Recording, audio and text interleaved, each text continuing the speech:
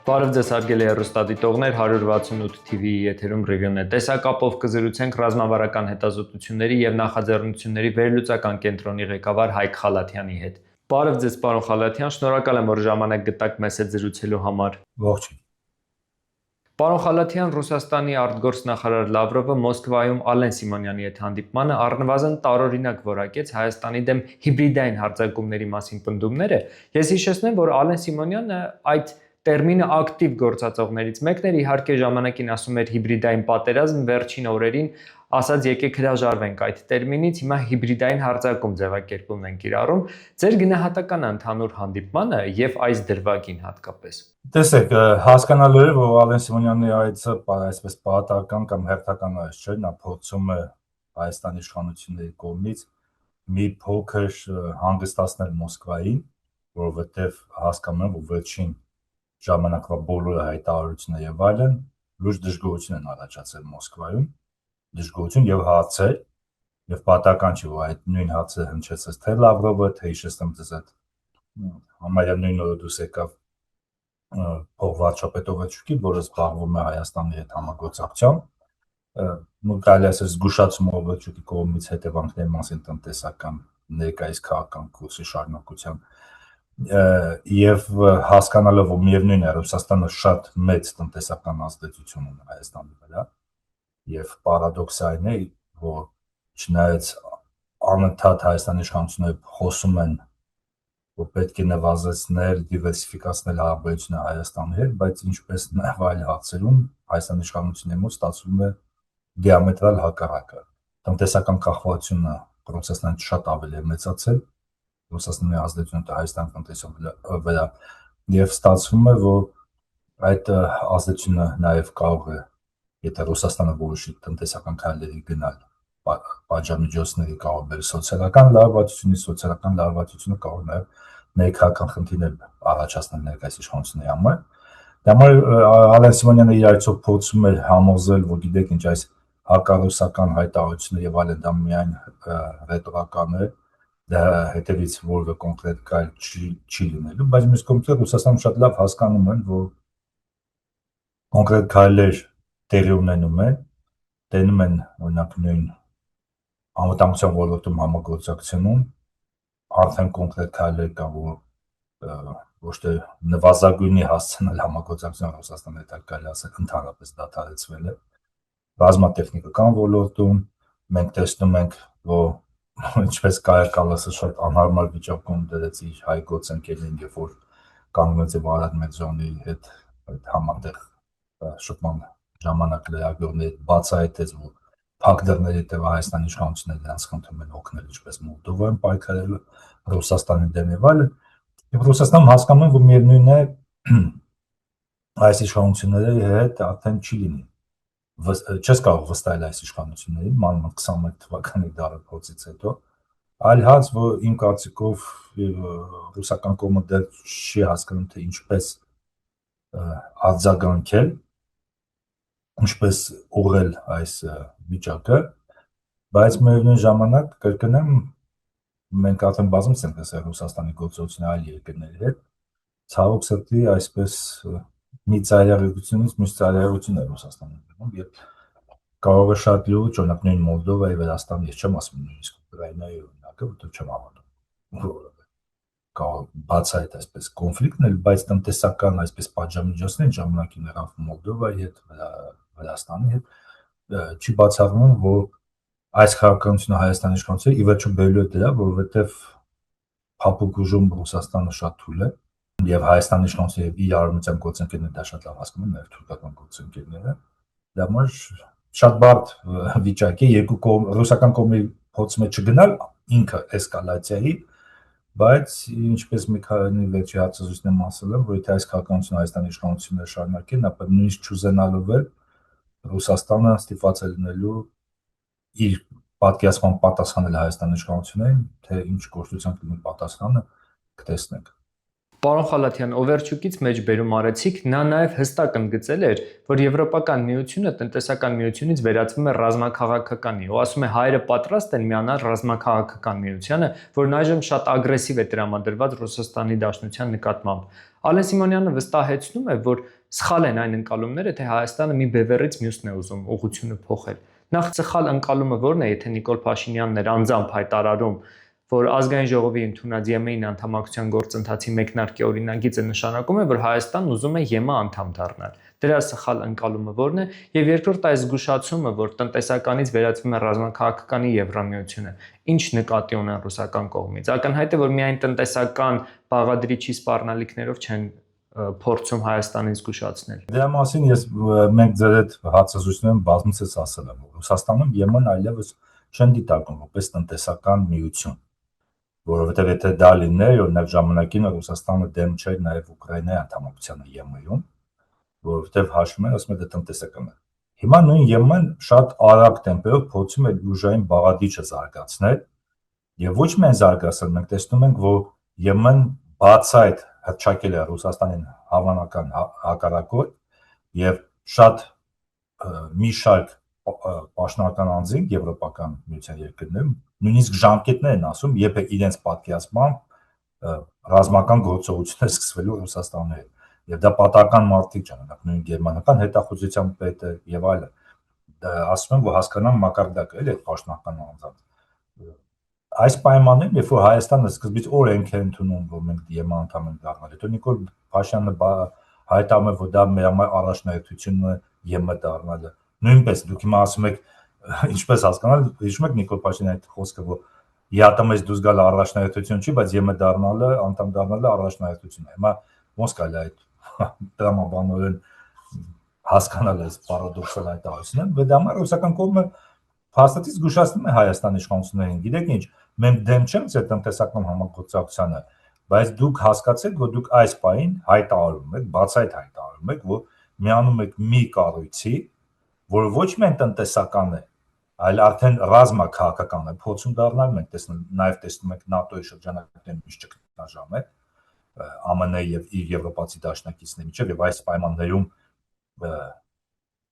եվրոպական կողմը նաև փորձում է հենց դրա համար էլ, որպեսզի իր անվտանգությունը ավելի ուժեղացնի եւ կախված չլինի այդքան ԱՄՆ-ից, փորձում է այդ ուժային գործոնը զարգացնի ԵՄ շրջանակներում։ Փաստացի ասում եմ, դուք հիմա հասկանում եք, որ դուք կողմ եք ընտրում հակամարտության եւ ռուսական կողմը փաստացի հաշվի առնելով դա ստիպված է լինելու արդեն եթե դուք գնում եք այդ ուղղությամբ դիտարկել արդեն որ դուք ոչ բարեկամ երկիր եք։ Դուք դա արդեն դիտարկում է ոչ թե դիվերսիֆիկացիա եւ այլն տնտեսական հարաբերություններ, այլ դրա դեմ կյանքում ռուսական կողմը դեմ չի եղել։ Ես ձեզ հիշեցնում նույնիսկ ժամանակին նույն Ուկրաինայի հետ էլ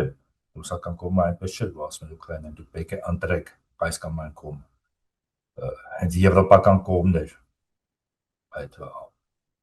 արևելյան գործընկերության շրջանակներում անընդհատ իր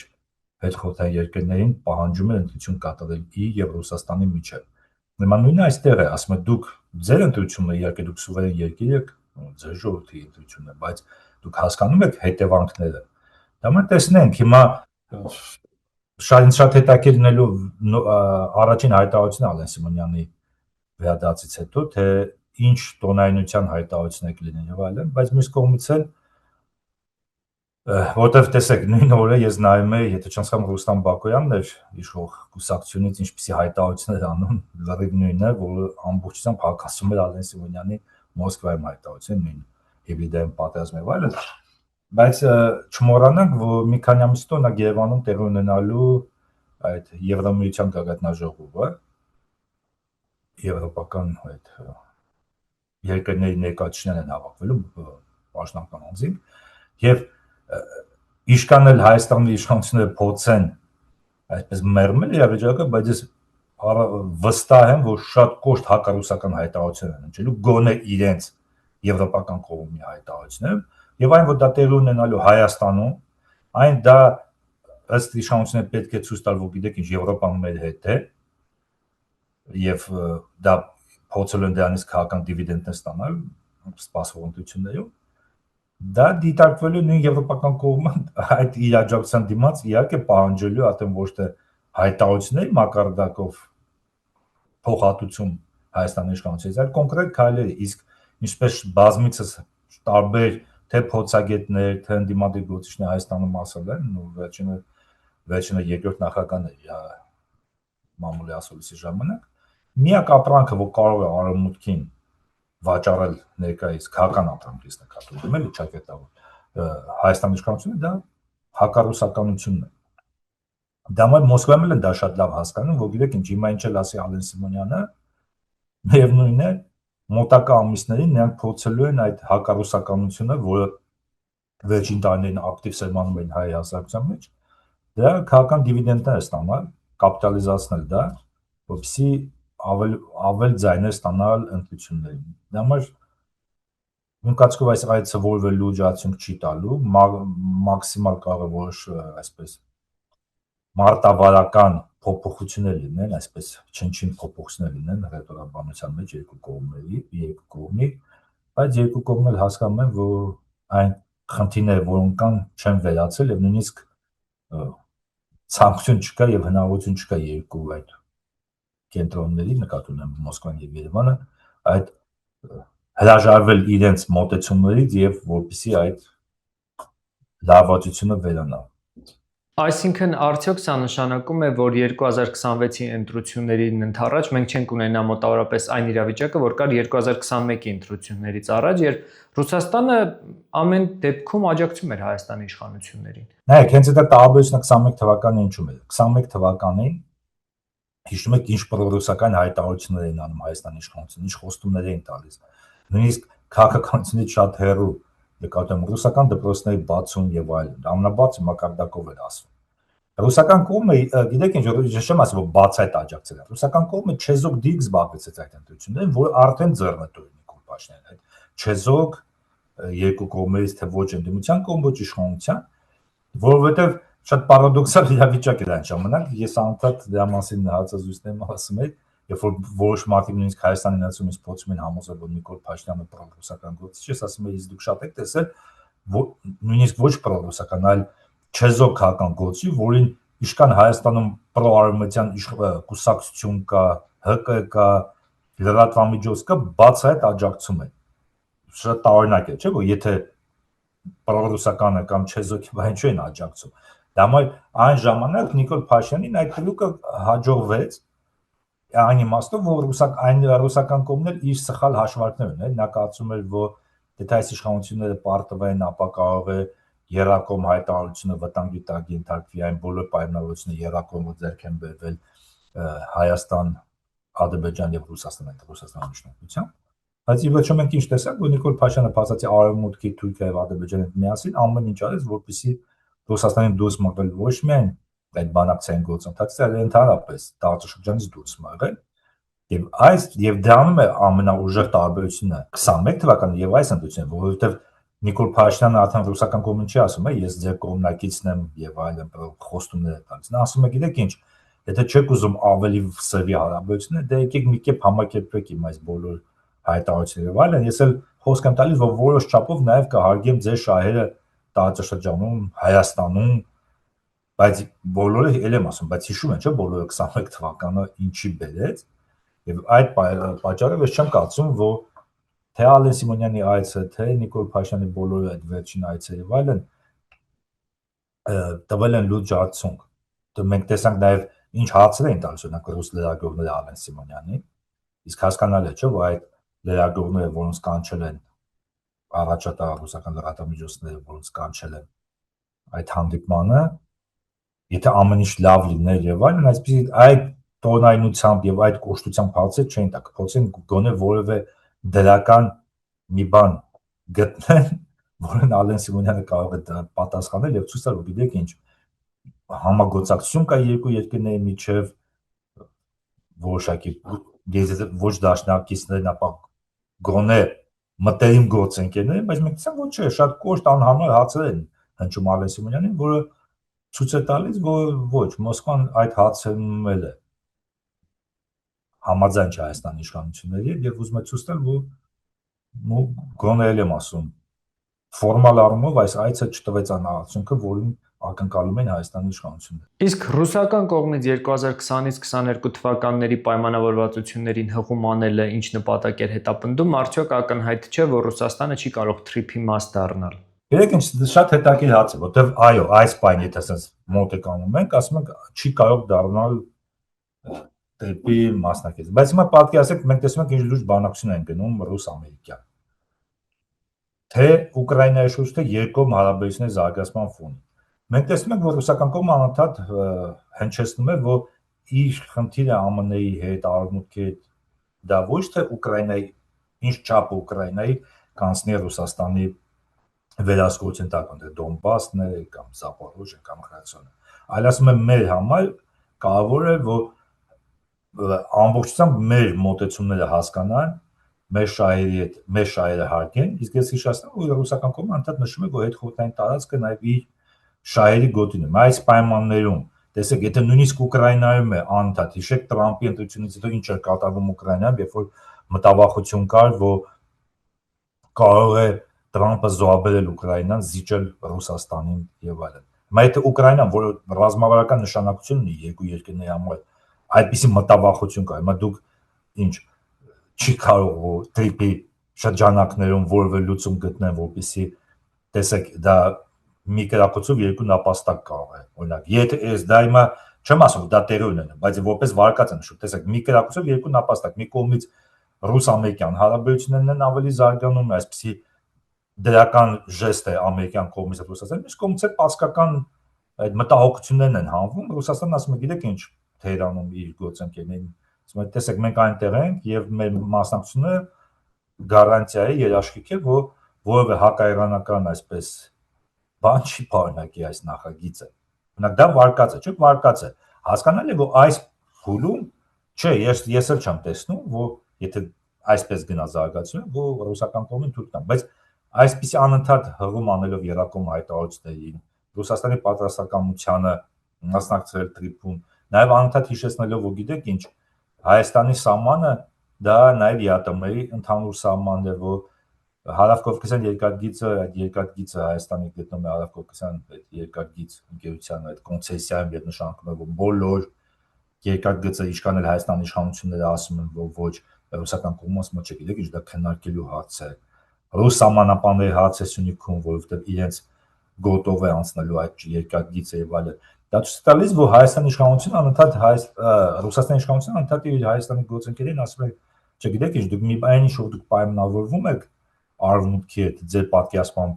մեզ դուց մղելով եւ այլն, դա դեռ չի նշանակում, որ մենք դրա հետ համաձայն ենք եւ գալիս ենք մեր հարցազրույցի սկզբին, որ ռուսական կողմը ունի շատ լուրջ տնտեսական լծակներ ազդելու Հայաստանի վրա եւ անընդհատ թե Օվերչուկը թե Լավրովը այդ փորձում են դա հիշեցնել Հայաստանի իշխանություններին, որ գիտեք ինչ կամ եկեք մի հատ հասկանանք ինչ է կատարվում տարածաշրջանում եւ ինչքանով է այս ամենը հաշվի առնում նաեւ մեր շահերը, որտեղ հաստատի առաջ են տարվում միայն Արևմուտքի, Թուրքիայի, Ադրբեջանի շահերը, կամ էլ եկեք կողմնորոշվենք, դուք մեր հետ եք, մեր հետ չեք, եթե դուք ԵԱՏՄ-ից ու իսկ Հայաստանի իշխանություններն են հասկանում, որ այս բանը իրենց չեն կարող թույլ տալ ԵԱՏՄ-ից դուրս գալ, որտեղ դա հաստատի շատ լուրջ հարված կնի Հայաստանի տնտեսությանը։ Իզուր չէ, որ Նիկոլ Փաշինյանը անդադ նշում է, դե մենք կմնանք ԵԱՏՄ-ում, երբ որ արդեն գտնենք ժամանակն է, նոր դուրս կգանք, հասկանում եք, որովհետև եթե այն հակառակ դեպքում կասել չէ, մենք ԵԱՏՄ-ից դուրս են գալիս, հանգիստ բոլոր մեր կյանք են կոչում մեր բոլոր պայմանավորվածությունները կամ նոր պայմանավորություններ են ձեռք բերում ԵՄ-ի հետ, ԱՄՆ-ի հետ եւ այլն, բայց այս պայն Նիկոլ Փաշինյանն է հասկանում, որ դա հնարավոր չէ։ Պարոն Խալաթյան, շատ ցավոտ թեմայի անդրադառնանք։ Բաքվի ռազմական դատարանը ՑՄԱ ազատազրկման դատապարտեց Արցախի նախկին նախագահ Արայիկ Հարությունյանին, Պաշտպանության բանակի նախկին հրամանատար Լևոն Մնացականյանին, գեներալ-մայոր Դավիթ Մանուկյանին, Ազգային ժողովի նախագահ Դավիթ Իշխանյանին եւ նախկին արտգործնախարար Դավիթ Բաբայանին, նախկին նախագահներ Արկադի Ղուկասյանը եւ Բակո Սահակյանը դատապարտվեցին 20 տարվա ազատազրկման, քանի որ Ադրբեջանի օրենսդրությունն արգելում է 65 տարին լրացած անձանց ՑՄԱ ազատազրկել։ Ում ինչ մեսիջ է սրանով փոխանցում խաղաղության մրցանակ ստացած Ալիևը։ Դե հենց դա պատասխաններ այդ Աբու Դաբիում այդ PR ակցիային, որը կազմակերպել էին։ Դա հիշում եք, նույնիսկ բանակցություններ տեղ ունեցան Փաշինյան Ալիև մրցաբանությունից առաջ եւ մի խոսք չկար օրինակ հայ գերիների մասին։ Ես նույնիսկ այդ ժամանակ նկատեցի, որ ասում եմ, հաստատի ստացվում է, որ ոչ գերիների հաց կա, ոչ Հայաստանի օկուպացված տարածքների հաց է քննարկվում։ Եթե խաղաղության դարաշրջան է, ապա ինչու է մյուս օրը այսպիսի դատավճիռներ լինում մեր գերիների նկատմամբ։ Դա համար ցավոք սրտի Ալիևը ցույց է տալիս, որ գիտեք ինչ, շատ տարբեր մոտեցումներ կան խաղաղության դարաշրջանի, խաղաղության Հայաստանի եւ Ադրբեջանի միջեւ։ Նույնիսկ տարածքների հետ կապված հիշեցնեմ, որ Ալիևը մի քանի անգամ ասել է, որ Ադրբեջանը չի պատասխանում այդ տարածքները իր խոսքերով ռազմավարական նշանակություն ունեցող այդ բացունքների եւ այլն վերադարձնել Հայաստանին, որտեղ դա իրենց պետք է, որպեսզի Հայաստանը վերահսկողության տակ պահի։ Սպասենք ցավոք սրտի, եթե Աստվածաշնչի Նիկոլ Փաշինյանի ընդունությունների մաղթիչում բացառում, որ նաեւ անկլավների հացը առաջ կբերվի, որը փաստացի ռազմավարական նշանակություն ունեցող ճանապարհները վերահսկողությունը կստանա Ադրբեջանը Հայաստանը միսիոնի հետ կապվող, Այսձորի հետ կապվող, Պարսկաստան գնացող այդ ճանապարհը հատկապես օրինակ եթե Տավուշի ճանապարհին մենք այլ ընտրանք ունենք, ապա Սյունիքի եթե Տիգրանաշենը հանկարծ հանձնվի կամ փոխանակվի Աստվածաշնչի հետ, որը որևէ ռազմավարական նշանակություն չունի։ Դա համար ցավոք սրտի գործընկերներից մեկն էլ լավ գրել, Կարեն Ներիգիցյան գրել իր Facebook-յան էջում, որ 21 թվականի ընտրություններից առաջ նույնպես խաղաղության դարաշրջանի մասին էր խոսում Փաշինյանը, Ադրբեջանը մեծացրեց ռազմական բյուջենի եւ դրանից հետո հայաթափումը տեղ ունեցավ Արցախում, էթնիկ զտումը Արցախում։ Հիմա նույնպես խոսում ենք խաղաղության դարաշրջանից, որ կոնֆլիկտը անցյալում է, բայց ես ինչու Ադրբեջանը ռազմական բյուջեն է մեծացնում, այսպիսի դատավճիռները, իսկ մի բան էլ հիշեցնեմ, շատերը Հայաստանում փորձում են դրա վրա ուշադրություն չդարձնել, բայց այն մեղադրանքները, որոնք հնչում էին Արցախի ռազմական ղեկավարության հասցեին, ինչու մեղադրում են, նա փաստացի մեղադրանքներ նաև Հայաստանի նկատմամբ, ոչ միայն այնտեղ չէին մեղադրանքներ հնչում, որ նրանք իբր չճանաչված հանրապետության այսպես ղեկավարներ, չէ, դա այնտեղ մեղադրվում է, որ Հայաստանը այս կամ այն իբր միջազգային օրենքի խախտում է կատարել Ադրբեջանի նկատմամբ, եւ դա արդեն հիմք է ստեղծում հետագայում, արդեն ասել գիտեք ինչ, դուք այսպեսի դուք եք համաձայն, որ այսպեսի վնաս եք մեզ պատճառել, դա մա եկեք մտածեք, թե ոնց է փոխհատուցելու։ Դա շատ բարդ է, դա եմ ասում, ես հույս ունեմ, որ մեր հասարակությունը տեսնում է ինչ է կատարվում եւ թույլ չի տա իրեն խաբել այդ PR ակցիաներով, որը տեղի են ունենում Փաշինյանի, Ալիևի կամ իր արմատյան գործընկերների այսպես մասնակցությամբ։ Բաքվի դատարանի այս որոշումը որևէ կերպ կապել ԱՄՆ փոխնախագահ Վենսի սպասվող այցի հետ Հայաստան եւ Ադրբեջան։ Գիտեք ինչ, ուզում եմ հավատալ, մի փոքր քիչ է հավանականություն, բայց շատ եմ ուզում հավատալ, որ այս դատավճիռները կարող են հիմք հանդիսանալ, որ եթե Վենսը պահանջի, խնդրի պահանջի Ադրբեջանի կողմից, ապա դատավճիռից հետո հնարավորություն լինի այդ մարդկանց ազատել։ Կուզեմ օրինակ շատ կուզեմ, որ դա այդպես տեղ ունենա, որովհետև ցավոք սրտի մենք տեսնում ենք, որ Հայաստանի իշխանությունը ընդհանրապես մեր գերիների հացը չեն բացացնում։ Հայ առաքելական եկեղեցիները լինի ամենայն հայոց կաթողիկոսը կամ Կիլիկիոտան կաթողիկոս Արամ նրանք են անդադ այդ հացը բացացնում։ Մենք տեսանք վերջին դիմումը Արամ եւ Վենսի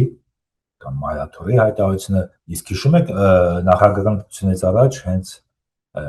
Դոնալդ Թրամփը դիմում էր Արամ Արաչինին, որպեսզի ստանա աջակցություն այդ սպասող ընտրությունին, որտեղ ամեն ձայն կարևոր էր իր համար։ Հիմա ելեմ ասում, ես շատ մեծ հույս ունեմ, որ ոչ թե մեր իշխանությունները, այլ մեր սփյուռքի, մեր եկեղեցու լոբիստական աշխատանքի շնորհիվ կհաջողվի, նաև հաշվի առնելով, թե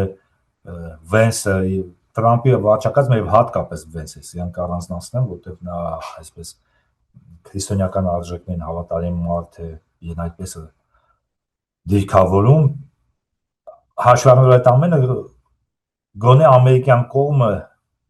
հաշվի առնելով եմ ասում, քրիստոնեական պահերը, եկեղեցու խնդրանքը, մեր լոբիստները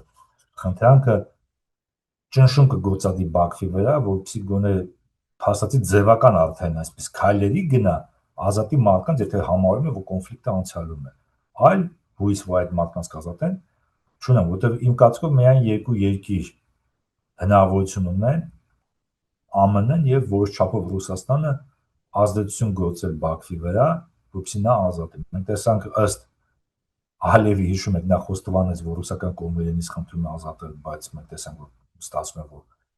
հաշվառել նաև ռուս-ադրբեջանական հարաբերություններում խորը ճգնաժամը դա իր արդյունքը չի տալիս, բայց այս փուլում մենք տեսնում ենք, որ Տրամպը շատ լուրջ հաջողություններ է հասնում եւ իմ կարծիքով, եթե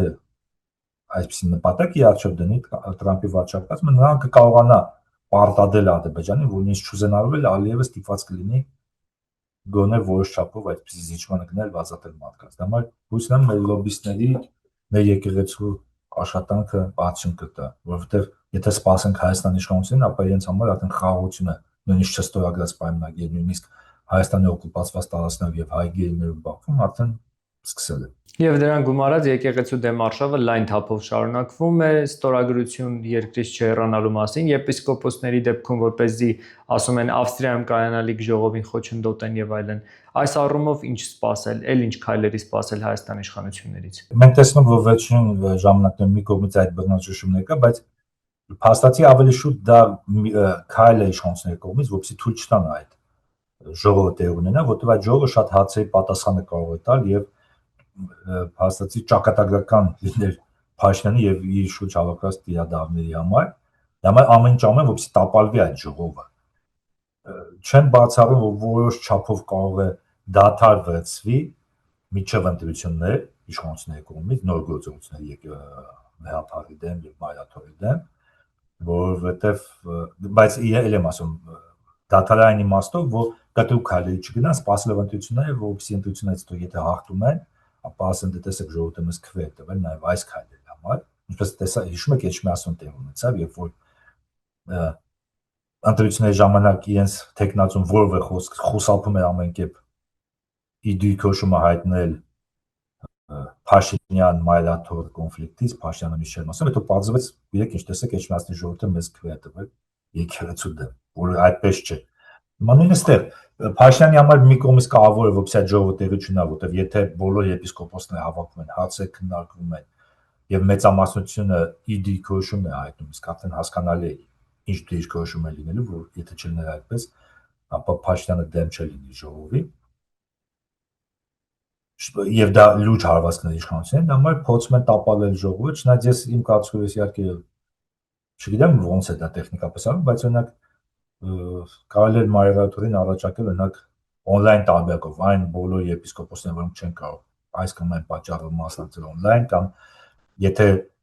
օրակարգը կար օրինակ նույն բանտարկված մեր սրբազանները իրենց դիրքորոշումը քվեարկությանը մասնակցեին նախորդ իրենց դիրքորոշումը հայտնելով այդ օրակարգի հարցերի շուրջ եւ դա թույլ կտար